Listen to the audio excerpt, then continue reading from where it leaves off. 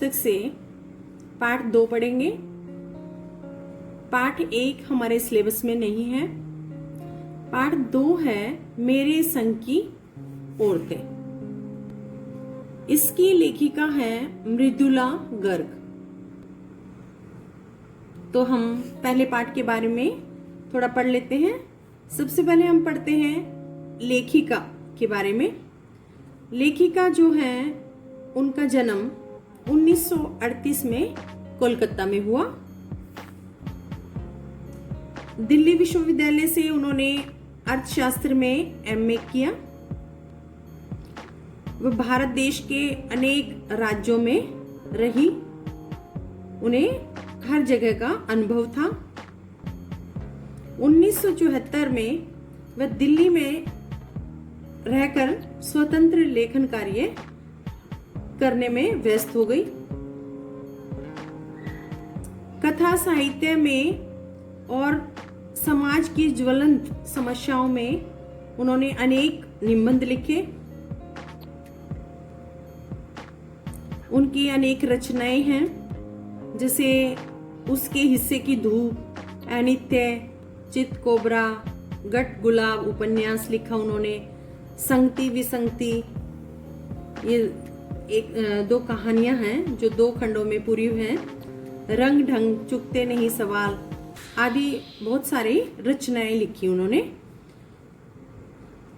अब हम पाठ का थोड़ा सार पढ़ेंगे। इसमें लेखिका की कहानी है।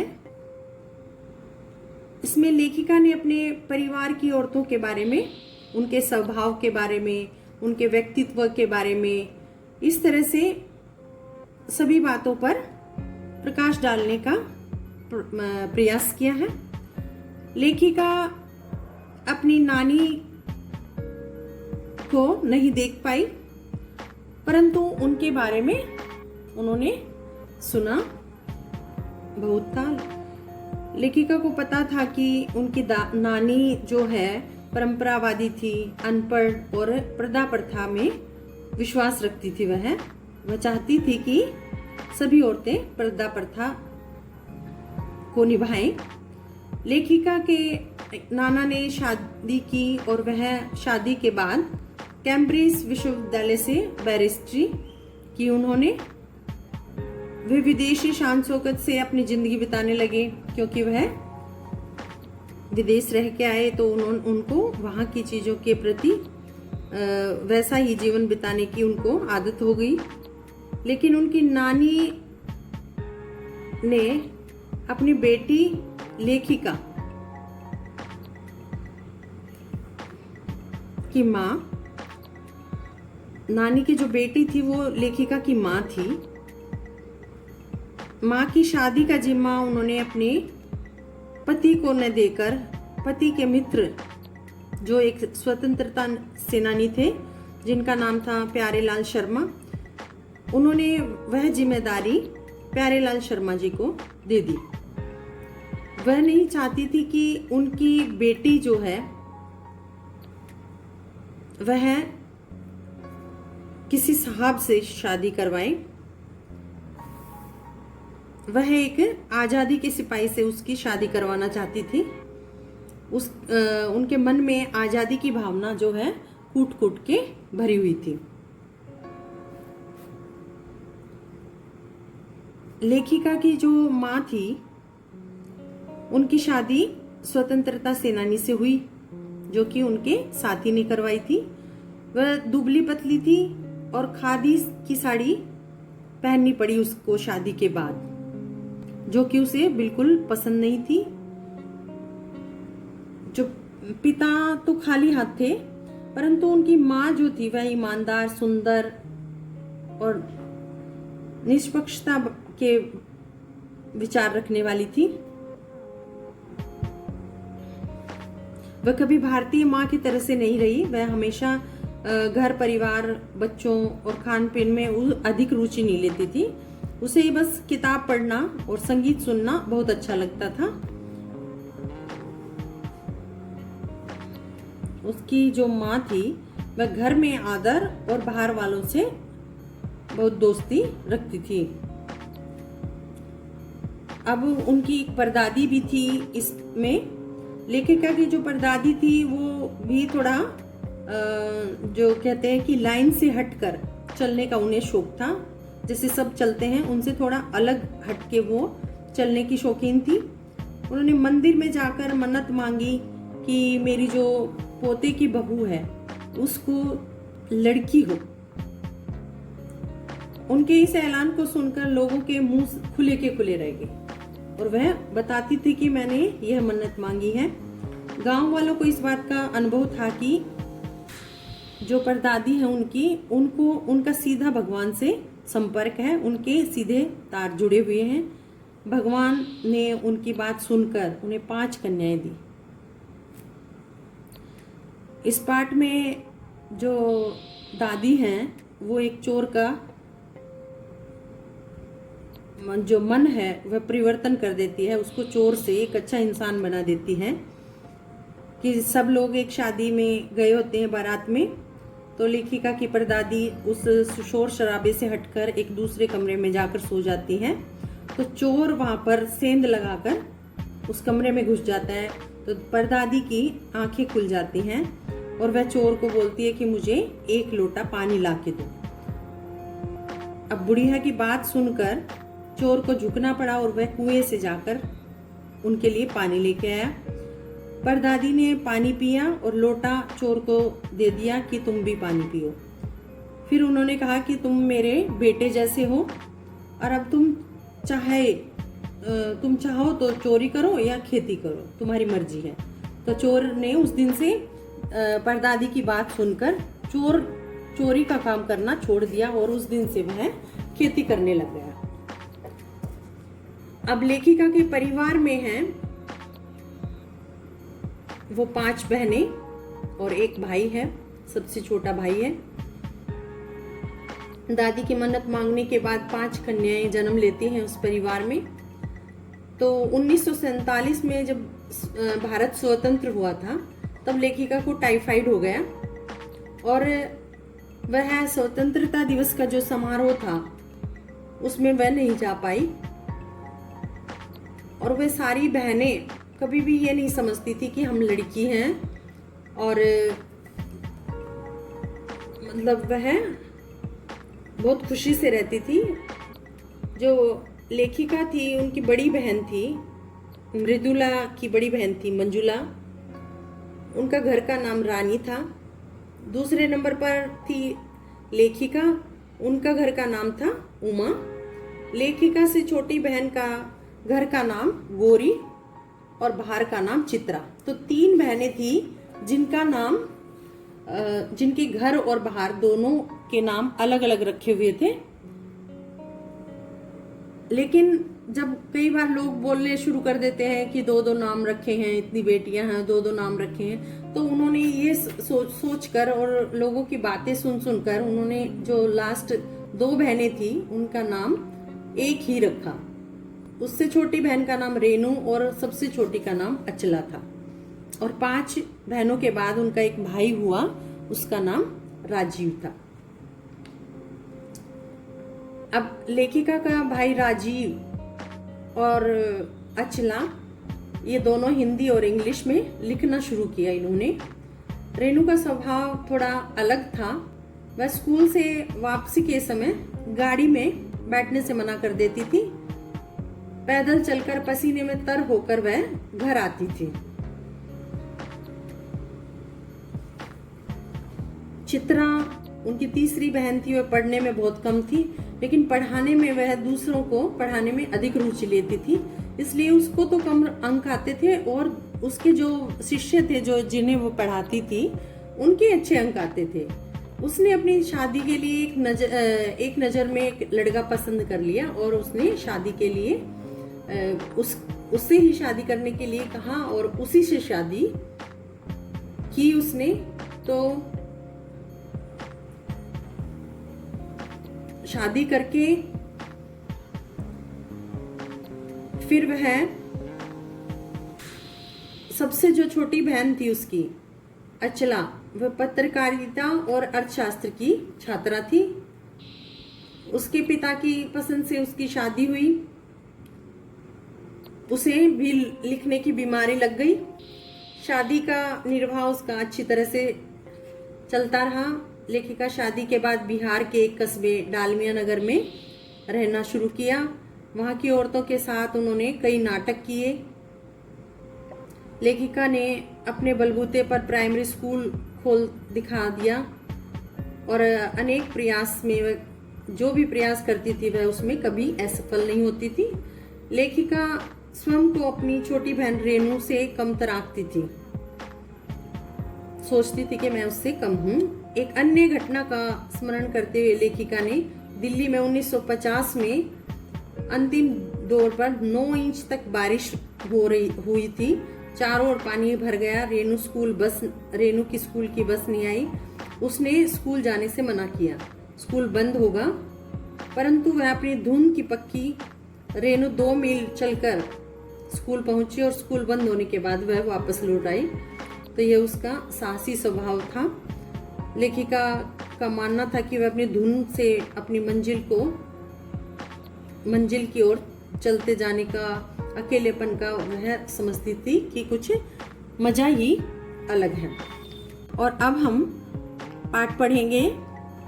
मेरी एक नानी थी, जाहिर है, पर मैंने उन्हें कभी देखा नहीं। लेखिका ने अपनी नानी को नहीं देखा। मेरी माँ की शादी होने से पहले ही उनकी मृत्यु हो गई। शायद नानी से कहानी सुन पाने के कारण बाद में हम तीनों बहनों को खुद कहानियां कहनी पड़ी। मतलब नानी से, क्योंकि नानी उनसे पहले ही चले गई थी, तो उनको नानी से कहानी सुनने का मौका नहीं मिला।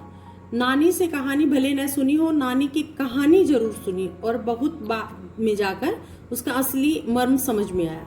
वह नानी के बारे में जो कहानियां थी वह जरूर सुनती थी वह, और उनकी बातें जो हैं वो उनको बाद में समझ आई।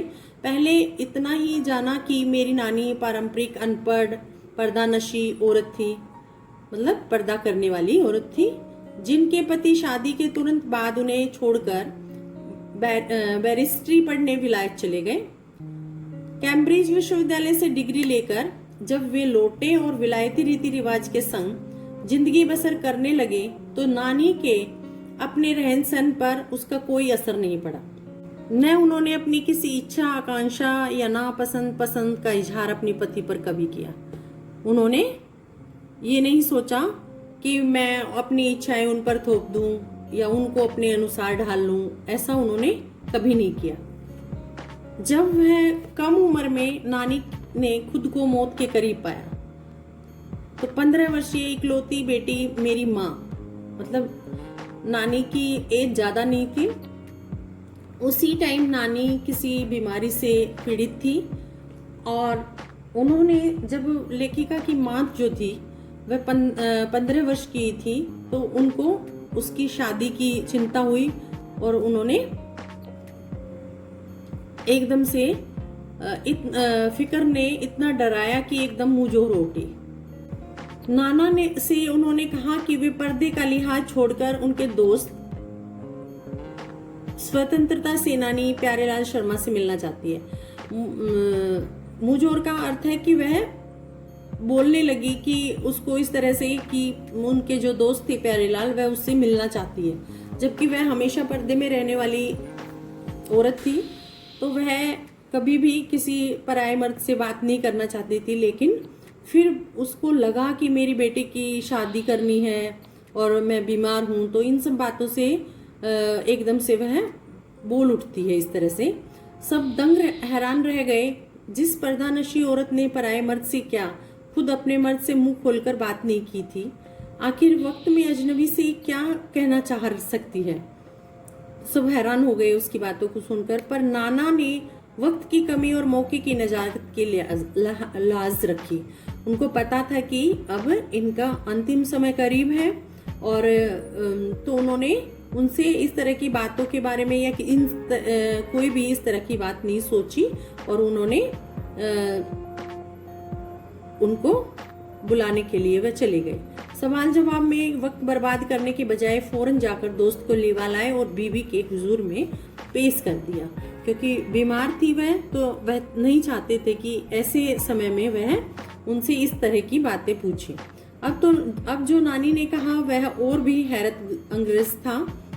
उन्होंने कहा, वचन दीजिए कि मेरी लड़की के लिए वर आप तय करेंगे। उनके जो दोस्त थे प्यारेलाल, उन्होंने कहा कि तुम मेरी लड़की के लिए लड़का ढूंढोगे। मेरी पति तो साहब है और मैं नहीं चाहती कि मेरी बेटी की शादी साहबों के फरमा बरदार से हो। मतलब जो साहबों की जी हुजूरी करते हैं, उनकी चापलूसी करते हैं, उनकी आज्ञाकारी करते हैं, तो वो नहीं चाहती थी कि मेरी बेटी भी ऐसा करे। आप अपनी तरह आजादी का सिपाही ढूंढकर उनकी शादी करवा दीजिएगा। कौन कह सकता था कि अपनी आजादी से पूरी तरह बेखबर उस औरत के मन में देश की आजादी के लिए ऐसा जुनून होगा। बाद में मेरी समझ में आया कि दरअसल वे निजी जीवन में भी काफी आजाद ख्याली रही होंगी। ठीक है, उन्होंने नाना जी की जिंदगी में कोई दखल नहीं दिया, न उसमें साझेदारी की, पर अपनी जिंदगी को अपने ढंग से जीती जरूर रही। उसने दूसरों को भी उसने कुछ अड़चन नहीं डाली और ना ही अपने अनुसार ढालने की कोशिश की, लेकिन वह खुद भी अपनी ही जिंदगी को अपने ढंग से जीती थी। पारंपरिक घरेलू उबाऊ और खामोश जिंदगी जीने में आज के हिसाब से क्रांतिकारी चाहे कुछ न रहा हो, दूसरे की तरह जीने के लिए मजबूर न होने में असली आजादी कुछ ज्यादा ही थी। कि वह दूसरों के अनुसार नहीं ढली, तो ये भी एक तरह की आजादी है। खैर, इस तरह मेरी माँ की शादी ऐसे पढ़े लिखे होनहार लड़के से हुई जिसे आजादी के आंदोलन में हिस्सा लेने के अपराध में ICS के इम्तिहान में बैठने से रोक दिया गया और जिसकी जेब में पुश्तैनी पैसा धेला एक नहीं था। माँ बेचारी अपनी माँ और गांधी जी के सिद्धांतों के चक्कर में सादा जीवन जीने और ऊंचे ख्याल रखने पर मजबूर हुई। हाल उनका यह था कि खादी की साड़ी उन्हें इतनी भारी लगती थी कि कमर चनका खा जाती, कि वो कमजोर थी और साड़ी भारी होती थी, तो उसका ऐसा लगता था जैसे उसकी कमर में झटका आ जाएगा। रात भर जाग कर वे उसे पहनने का अभ्यास करती, क्योंकि खादी की साड़ी को पहनना मुश्किल है, जिससे दिन में शर्मिंदगी न उठानी पड़े। तो उसको दिन में ऐसा ना हो, इसके लिए वह रात में ही उसका अभ्यास करती थी। वे कुछ ऐसे नाजुक थी कि उन्हें देखकर उनकी सास यानी मेरी दादी ने कहा था, हमारी बहू तो ऐसी है कि धोई पोंछी और छीके पर टांगे, कि बहुत ही नाजुक स्थिति मतलब है, वो इस तरह से है कि वो बस देखने के लिए है, उससे कुछ नहीं हो पाएगा। गनीमत यही थी कि किसी ने उन्हें छीके से पर से उतारने की पेशकश नहीं की, कि वो जैसे करती थी, जैसे रहती थी, बस उसी तरह से रहती थी। कोई उनको कुछ इस तरह से अपनी तरह से करने की कोशिश नहीं करते थे। क्यों नहीं की? उसकी दो वजहें थी। पहली यही कि हिंदुस्तान के तमाम वंशजों की तरह उनके ससुराल वाले भी साहबों के खासे अभिभूत थे और मेरे नाना पक्के साहब माने जाते थे। बस जात से वे हिंदुस्तानी थे, चेहरे मोरे, रंग ढंग, पढ़ाई लिखाई सब में अंग्रेज थे। मजे की बात यह थी कि हमारे देश में आज़ादी की जंग लड़ने वाले ही अंग्रेजों के सबसे बड़े प्रशंसक थे। गांधी नेहरू हो या मेरे पिताजी के घर वाले, भले लड़का आज़ादी की लड़ाई लड़ते जेब खाली और शोहरत सिर करता रहे, दबदबा उनके साहबी ससुर का ही था। एक आन बान शान वाले साहब ने उनके सिर्फ लड़के को अपनी नाजुक जान लड़की सौंपी। उससे रोमांचक क्या कोई परी कथा होती। नानी की सनक भरी आखिरी ख्वाहिश और नाना की रजामंदी वे रोमांचक कथाएं थी कि उनकी मम्मी की जो माँ थी, उनकी पसंद से उनको खुश करने के लिए उनकी शादी की गई, जो कहानी के तिलस्म को और गाढ़ा बना चुकी थी। दूसरी वजह माँ की अपनी शख्सियत थी। उनमें खूबसूरती, नजाकत, गैर दुनियादारी के साथ ईमानदारी और निष्पक्षता कुछ ऐसे तरह घुली मिली थी कि वे परिजात से कम जादुई नहीं मालूम पड़ती थी। उनसे ठोस काम करवाने की कोई सोच भी नहीं सकता था, वह इतनी नाजुक थी। हाँ, हर ठोस और हवाई काम करने के लिए उनकी जवानी राय जरूर मांगी जाती थी और पत्थर की लकीर की तरह निभाई भी जाती थी। मतलब उनसे कोई भी भारी काम ऐसा नहीं करवाया जाता था, लेकिन वह उनकी राय सलाह जरूर ली जाती थी और जो वह कह देती थी वह पत्थर की लकीर की तरह से वह काम पूरा भी किया जाता था।